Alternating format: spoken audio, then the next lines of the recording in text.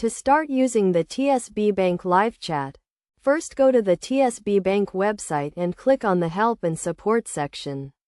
Here you will find the live chat option, which is available 24 hours a day, 7 days a week. When you click on the live chat option, a new window will open where you can type in your query or question. You can ask about a range of topics, including account information, loan applications, and general banking inquiries. Once you have typed in your query, click the Send button to submit it to the live chat agent. The agent will then respond with a helpful and informative answer to your question.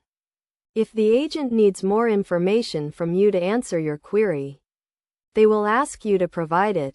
This could include your account details or other personal information. It is essential to be cautious when sharing personal information online, so only provide the information that is necessary to answer your query. The live chat service is a convenient way to get help and support from TSB Bank, and it can save you time and effort compared to waiting on the phone or visiting a branch.